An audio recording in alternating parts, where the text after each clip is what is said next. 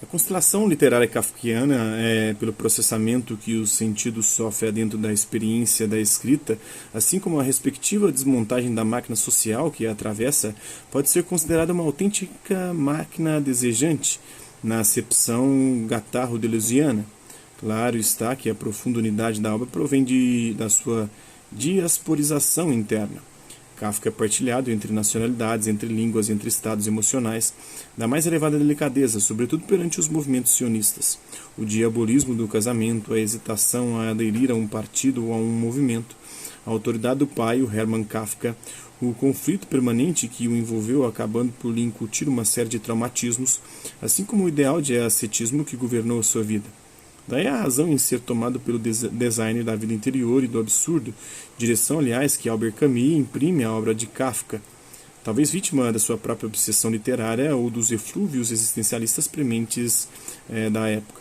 Tornou-se quase um lugar comum a situação contada por Max Brod, a quando de uma leitura do primeiro capítulo de O Processo levantou-se, dos que assistiam à sessão, um riso irreprimível, indício mais que suficiente que fornece a Deleuze e a Guattari a reação pela qual vão opor estes dois princípios, a alegria e a política.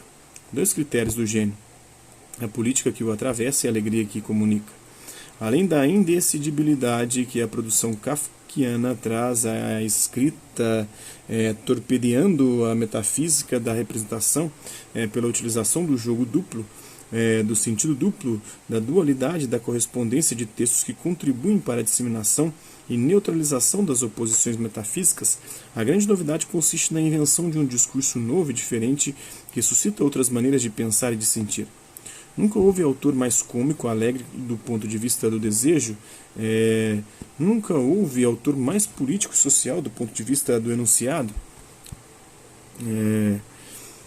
A alegria marida-se à política, contagiando-se ao ponto que o trágico é expurgado, denunciado como elemento oposto. Chamamos baixa ou neurótica a interpretação cuja leitura transforma o gênio em angústia, em trágico, em assunto individual. Por exemplo, aqueles que não lerem Nietzsche, Kafka, Beckett e tantos outros, com um bom rir involuntário e estremecimento político, deformam tudo. O que é indiciado enquanto alegria, usamos-lhe chamar humor. O humor ultrapassa o trágico e a angústia.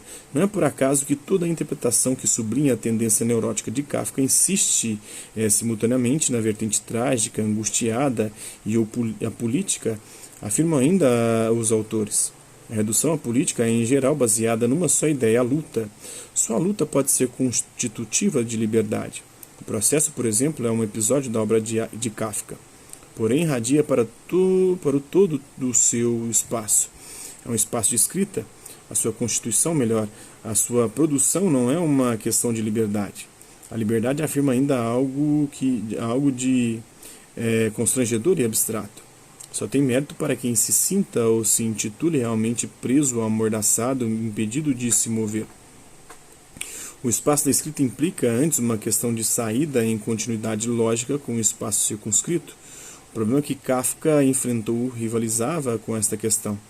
Começar uma novela e deixá-la de repente inacabada porque nela, involuntariamente, se conjugavam vários panoramas que a tornavam impossível de continuar. Ou então um romance que se torna interminável.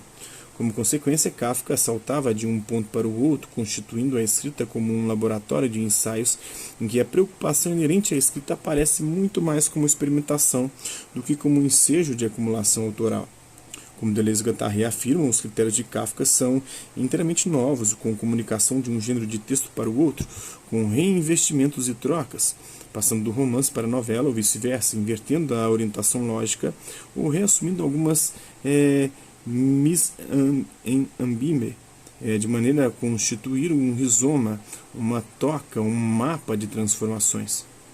A derrocada psicológica que vulgarmente é atribuída à obra verifica-se precisamente neste ponto de compreensão da problemática vivida pelo autor perante a enorme tarefa que para ele a escrita significava.